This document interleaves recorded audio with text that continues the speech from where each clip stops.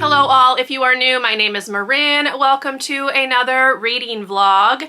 This is going to be my vlog for the January round of the Final Book Support Group, which is hosted by Steph over at StephLoves, where the goal is to read as many series books as you can and ultimately complete series. So let me go ahead and chat about my TBR for this vlog. I have a handful of books I would like to get through. I'm not gonna be able to get through all of these, I know myself, but I'm gonna go ahead and mention what I'm hoping to kind of pick from, and then we'll hopefully get as many of them read as possible. But I have started listening to the first one. It is Beneath the Sugar Sky by Shauna McGuire. This is book 3 in the Wayward Children series. I read the second book last year, really enjoyed it. The first book I read a few years ago, didn't love that one as much, but the second one was great. So I'm hopefully going to enjoy this one as well. I was listening to this on audio and I'm on chapter 5, which is page 55. So there we go. This one, if you're not familiar, this series follows different children who have fallen through various doorways, think like the Pevensies and Narnia, into other worlds and have ultimately been brought back to our world, and them trying to come to terms with that and find their door so they can go back to the world where they want to be. So this is book 3 in that series. We are following somebody who comes from like a candy confectionery type world, hence Sugar Sky, and there's been enough that's happened so far, but I don't have a lot of thoughts on it as of yet. So this one I'm hoping will get done today. It's very short. It only has 174 pages because they are all novellas. So this should get done today and I can give you full thoughts then. But that will definitely be one that I'm reading. Then I have an audio of House of Roots and Ruin by Erin A. Craig. This is the second book in her Sisters of Salt series. Right now it stands as a duology, but I've heard that she's writing a third book. The first book is basically a retelling of sorts of the 12 Dancing Princesses. Very gothic, very atmospheric, some horror elements. So I'm looking forward to reading this one as well. This one follows one of the younger sisters at that point, I think. I think she might be the youngest one in the first book. I really can't remember, but Verity is her name. So we're following her in this one. I do have the audio from my library, so that will be listened to on audio. Then I'm also definitely going to be reading the 37th Nancy Drew book, which is The Clue in the Old Stagecoach, or The Clue of the Old Stagecoach, can't remember, but that one is definitely going to get read as well. That one's also very short, so I'm thinking I will save that one probably for the weekend and squeeze it in on either Saturday or Sunday. We'll see how it goes. The other two books that I have that I would really like to read if I can, the first one is The Unbecoming of Mara Dyer by Michelle Hodkin. This is the first book in a series, but it's a reread for me because I want to see if I ultimately want to continue the series. I didn't love the first one when I read it in 2017, so I want to reread and see if it's really something I want to continue. I do have an ebook of this one. And then the other one that I have is The Thief by Megan Whalen Turner. This is the first book in her, what is it? Queen's Thief, I think is the series. I didn't love this one when I first read it, but I really liked the second one. So I just want to reread these to kind of refresh my memory. It's been a really long time since I've read either book 1 or book 2. I think I read this one also in 2017. Then I think I read book 2 in 2019. So it's been too long. I don't really remember what's going on, but this one's very short as well. So I would love to squeeze this one in. This one has a little over 200 pages, 219. So I'm hoping I can get all of those read, but we're gonna play it by ear. Now, let me scoot over because she has created a bingo board, so you are looking at that bingo board now. I don't have any set goals of like completing specific bingos or whatever, but I am going to be checking off things from this bingo board once I complete them, and then we'll just kind of see at the end what I managed to do. So first of all, one of the things on that bingo board is to share your TBR on your social media. So I'm going to put this in my Instagram stories after I take a photo. But yes, those are the books that you're hopefully going to see in this vlog. I am excited to read all of them except maybe the Mara Dyer. That one has me a little leery, but I already mentioned why. But yes, the goal is to read as many books as possible. Today is Monday. It is MLK Day, so I am not at work, which is why I know I can get this book done in its entirety. Tomorrow I will start listening to the audio of this one. This one is very long. This one has 531 pages. So this one's gonna take me a bit to get through the audio, but yeah, I'm still looking forward to it. I really liked the first book. So there you go. That is what you're gonna see in this vlog. So now I am going to go have some coffee and settle in for some reading, and I will come back and chat with you once I've finished this one. I don't think there's really any point to do like a midway check-in. I mean, I guess I could, but I think we'll just save it to the end. So I will see you once I finish this one with full thoughts. Hey all, it is Tuesday. I have finished Beneath the Sugar Sky and I'm giving it 4 stars. I still think the second one was my favorite, mostly because I just liked the darker vibes, the horror elements. This one had much more whimsy and everything was just a little bit brighter with the storytelling. I don't know how else to put it. So we are following Cora, Cade, Christopher, and Nadia. There we go. Some of which we meet in the first book, none of which are in the second, because the second is like kind of companion to book 1. They're all standalone companions, but we met most of the characters that are in this one in the first book. I don't remember a ton about that one except for what happens at the end. There are references made to it in this book because it does come back to play with one of the other characters that is introduced here, but they travel to a world called Confection, and Confection is basically sugar paradise. So like the ground is made out of graham crackers and chocolate and things like that. Everything about the world is candy. So I just feel like that atmosphere was a little bit more fanciful than the one we had in book 2 or even book 1, which took place in our world. So yeah, I liked this one. I thought the adventure was fun and it was interesting again to see, it's kind of like a time loop type thing, sort of. So that was kind of fun to see come into play with this, but I did really like the main character, who is Cora. She is the main narrator. I know she comes back up in a book later in the series. So yeah, it was fun to be introduced to her and I had a good time with it. So this is a good way to start off the Final Book Support Group. I have finished this book. This one counts as a series continuation. So let me go ahead and scoot over. I have checked off 2 things. So I did share my TBR on my Instagram stories and I have now read a series continuation. So there you go. We have 2 things checked off. We'll see what else happens. I did start the On Becoming of Mara Dyer. I only read the prologue.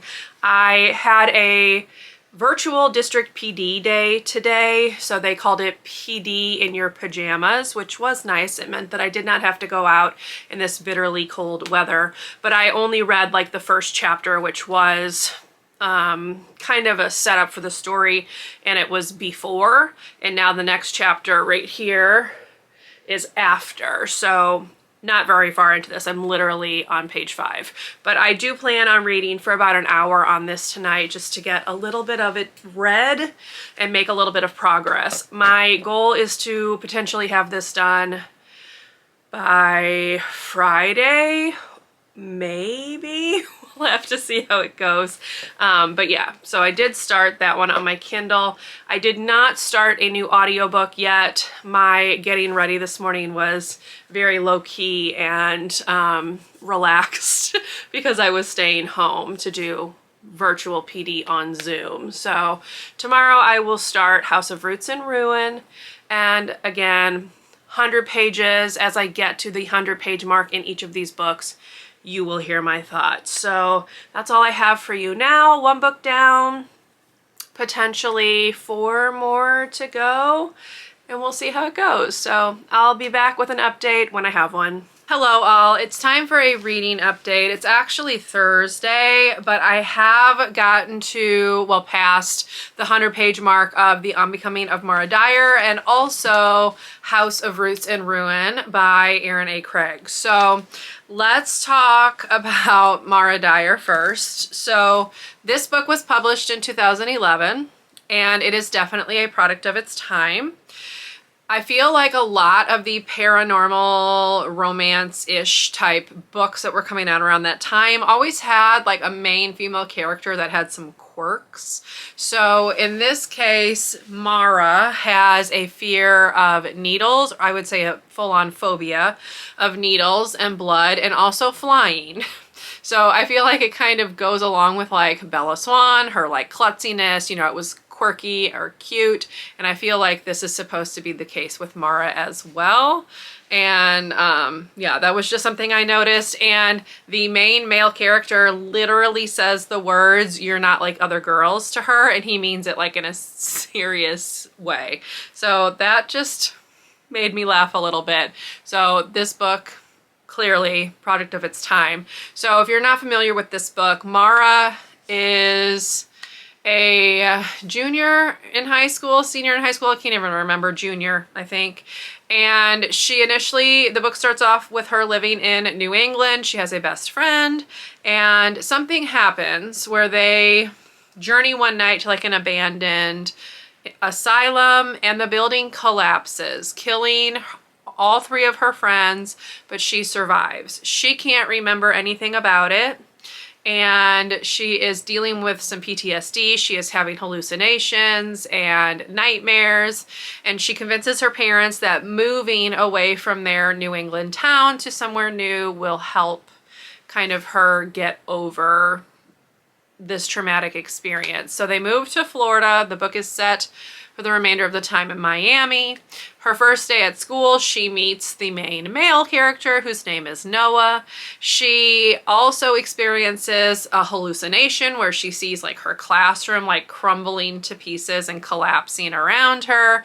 She's also seeing visions of her dead friends everywhere. So obviously the move has not helped what's ultimately going on.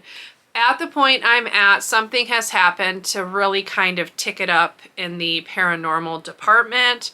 I don't want to talk too much about it because I can't really remember what's mentioned in the synopsis, so I'm not going to say any more about that. The vibes of this are very good. The atmosphere, there's something very unsettling about the writing. Mara is an unreliable narrator because she is having these hallucinations. We don't really know what's what. She still doesn't remember the actual event or what led up to the collapse of the building. So we are in the dark along with her in that regard.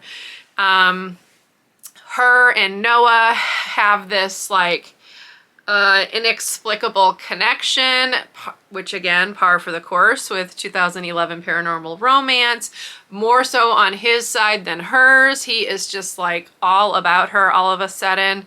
And yeah, it's a lot. And it's making me kind of laugh.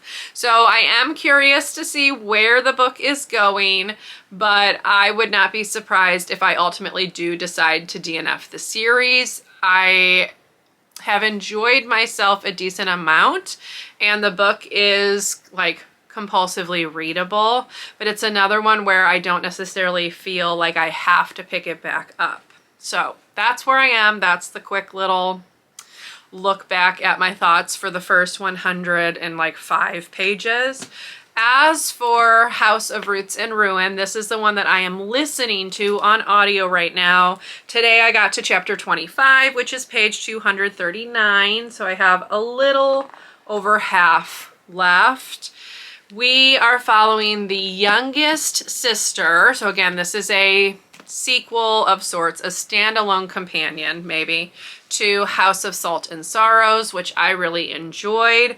There are aspects of this one that I am liking as well, but I'm not liking it as much as that one. I don't know if that's because this one is more removed from like the 12 Dancing Princesses, like origin fairy tale or what, but we are following the youngest sister of the 12. Her name is Verity.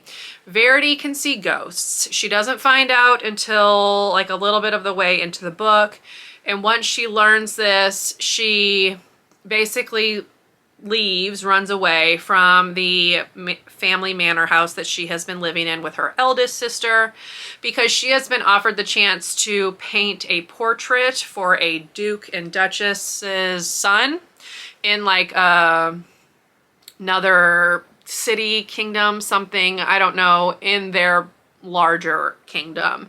So she's set off and she is there, and she's there to paint Alexander's portrait. There is like some romance blossoming between Verity and Alexander, but it's a little weird if I'm being honest. I feel like Alexander's characterization is very flat. There's not a lot there. And I don't like Verity's narration as much as I did Annalee's narration in the first book. I feel like while yes, Verity is very sheltered because she has not ever really left her house for her 17, almost 18 years of life, there are some things that you should still kind of clue into, and Verity is not doing that. So it's going okay. I am enjoying the narration, the audiobook, and I'm decently engaged in the story, but I am not loving this as much as I did House of Salt and Sorrows. So we will see how this one continues to go. But I am glad that I was able to make a decent dent in it the last couple of days. I will listen to more of it tomorrow, although I do have a meeting during my plan time, which is a bummer because that's when I do a lot of my listening at work. So I won't get as much read as I was hoping to, but that's okay. This will still get done by the end of the final book support group, so it's fine. But yes, this one's fine. It's fine. And Mara Dyer is also fine. So kind of lackluster reading update, but I am making progress on both of them. So there you go. I think for this one, I'm going to actually save any other thoughts until I get to the end. As for Mara Dyer, I will go ahead and update you again once I'm to like the halfway point. Because then I'm hoping, I'm remembering some like vague things about it, because again, this is a reread, but I'm still kind of fuzzy on a lot of the details. So hopefully at the 50% mark, a few more things will have happened and been answered, but we'll see. So there you go. I will talk to you once I have another reading update, so see you then. Hello all, happy Sunday. I am back with a reading update as I have finished House of Roots and Ruin by Erin A. Craig. And if I'm being honest, this book was a bit of a mess, maybe more than a bit, if I'm being honest. So first of all, let's start with the biggest issue. It's too long. So this book has 534 pages, and it could easily be like 100 pages less. There is a point in this around about the 20% mark where it just started dragging on and it wasn't getting anywhere. The plot was not progressing. It's too long. It was very repetitive. We got too much focus on Verity painting, which that is the whole point of why she is at this house, but I did not need to see day after day after day of her painting. It was just too much. The plot really doesn't kick in to like the 62% mark, which is just too late into the story. Had I not been listening to this on audio, I would have really struggled to get through it at all, because I felt like we just weren't getting anywhere. Once we got to that 62% mark and you had like the biggest twist of the story come up, then it was like moving almost at like a breakneck speed, and the pacing just was not good. I also did not love Verity as a main character or main narrator. I felt like she was overly naive and dumb at times, if I'm being honest, and she just was not my favorite. I really liked Anna Lee's narration in House of Salt and Sorrows, and I wish we'd had something like that in here. The plot, the mystery, the horror aspects also just don't really fall into the same realm as they did in the first book. So all in all, this was a pretty lackluster story. Also, book 3 in this series is supposed to be focusing on a different sister, Lenore, if you are familiar with the first book, which means this book needed to have a solid, conclusive ending, and it does not. So I just had a lot of frustration with this book, and in the end, I'm giving it 2 stars. It was definitely a disappointment. I will be reading the 3rd book, but this one was just not my favorite, but it is done. I am counting this as a series finale because book 3 has not even been written yet. I think it's supposed to come out in 2026 maybe, but I'm calling this a series finale for the purpose of this readathon. So let me go ahead and put the bingo board here. Here's what we've ticked off. I also could tick off self-care because I treated myself to some coffee this morning. So there you go. That's the update on this. Definitely a disappointment considering how much I liked book 1, but they can't all be winners, I guess. Also, let me share, I picked up the novel companion Ultra from Little Inklings Design. I did her actual book planner a few years ago, and it just wasn't for me. I am not someone that wants to do weekly spreads, and I really fell off updating it like pretty early on in the year. I think I only lasted like a few months with staying like up to date on it. This one does not have weekly spreads. It has monthly spreads, so I will just show you like a random month. I have not gone through and put the dates in, but I did purchase month stickers from Little Inklings Design, so I'm thinking that this will be a little bit easier for me to keep up with. I did go through and put all of the books that I've read so far in for January. I also purchased this little snap-in bookmark, so that is what it's looking like with the bookmark in there, but I think this will be a nice way for me to track my reading. I do also have an online tracking thing where I keep track more of number of pages read, number of hours listened on audio, that sort of thing. This does have a review section. Let me get to the beginning of it and I will show you. I have not gone through and done that for January yet. I'm thinking I will go ahead and do that at the end of the month and when I'm setting February up. But this has the same type of review thing through the end of the notebook, journal, planner, whatever. So lots of places to put reviews, and then it has line pages at the end. So I haven't fully decided what I'm going to use like the empty doc grid papers for and that sort of thing, but I really do like this one. If you are curious about this, she did a walkthrough of it. I can link that video in my description box if you'd like to check it out. If it's sold out on her site, she is going to restock it, but I'm really looking forward to giving this a go this year, and hopefully I can stay up to date with it. So we will see. I'm thinking I might do some flip throughs of the planner in my like monthly wrap up type videos. So you can stay tuned for that. Otherwise, I am now going to turn my attention to The Unbecoming of Mara Dyer. I realized that I had actually purchased the audiobook of this through Audible back when I first read it in 2017. So yesterday I put my headphones on while I was doing like online puzzles and playing The Sims and listened to a pretty good chunk of it. So I'm currently on like 81% or something like that. I think it says I have like an hour and a half left in the audio. So I'm gonna finish that off today. That is going to be the last book that I read for this readathon. So I did not get to all of them that I was hoping to, but if you are curious about the Nancy Drew, I will be reading that in the next vlog. It is part of my January TBR, so I definitely need to get it done, but it's not gonna get done in this vlog. So it is what it is. This book and then Mara Dyer took a lot longer to read than I was hoping they would, because both of them kind of have the same issues. But I'll talk more about Mara Dyer once I've officially finished that one. I will say though that I know I will be DNFing the series after my reread of book 1. So I'll talk more about that once I've finished, but there you go. That's the little news in terms of that series. So other than that, it's like 3:30. I went to the grocery store this morning and it took forever. It was like packed.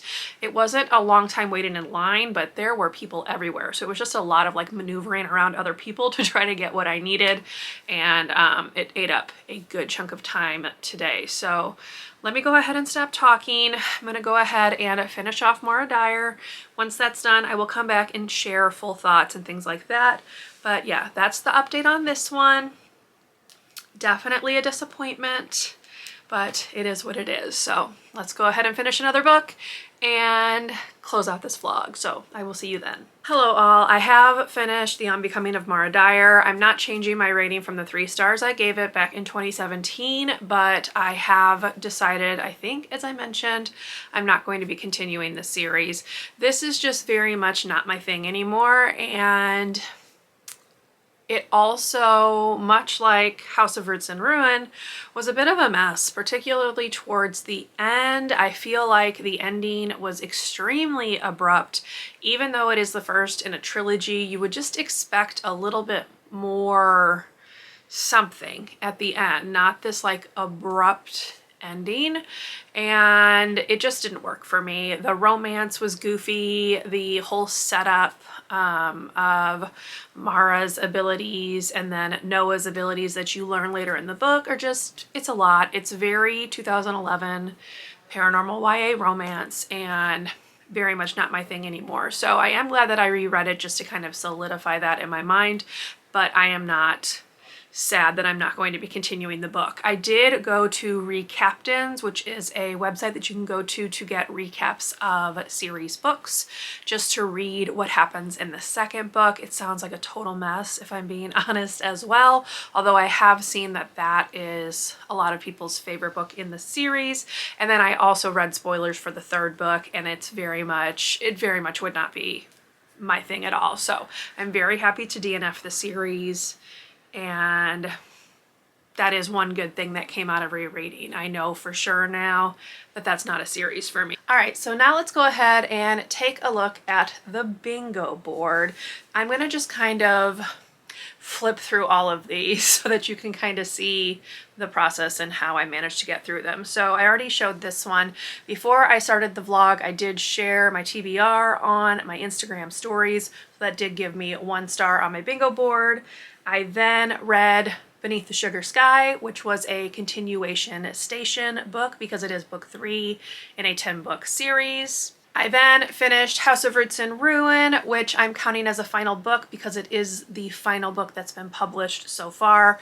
I also got coffee, as I mentioned, so I'm checking off self-care activity and treat yourself with that coffee because I don't often stop and get coffee at a coffee place, so this was definitely a bit of a treat. I was also able to check off 2024 TBR because I was supposed to read House of Roots and Ruin last year, and I didn't. And then with Mara Dyer, I was able to add another star. That one was for different genre because YA paranormal, not something I read really at all anymore. So I'm checking that one off. And thinking back on the announcement video, she actually said that if you didn't have a graphic novel or manga book to read that was part of a series, you could read a novella and count it as well for that space, because basically she just wanted you to read something short. And Beneath the Sugar Sky and the whole Wayward Children series is technically a series of novellas. So I'm able to check that off as well, which does give me a bingo. So pretty successful readathon, even though I didn't manage to read everything I wanted to read. I do still have 2 books for my January TBR that I am going to need to squeeze into these last 5 days of the month, but I managed to finish some series books, DNF'd a series, finished what has been written of another series, and continued the novella series with beneath the sugar sky. So all in all, not too shabby of a readathon if I do say so myself. So that will officially bring round 17 of the Final Book Support Group to a close, as well as this week's vlog. Hopefully you enjoyed coming along with me, hanging out as I read some series books. These are harder to talk about in vlogs, obviously, because I am trying my best to avoid spoilers, so I hope you were still able to enjoy hanging out with me. For the emoji, if you would like to leave one in the comments below to show that you made it to the end of the video, go ahead and leave me a flower emoji of your choice for House of Roots and Ruin, because there are some botanical flower type things going on in that book. And otherwise, I will see you in my next video. If you enjoyed, please give me a thumbs up. Consider subscribing to my channel if you would like to see more from me. And that's it. Bye, everyone.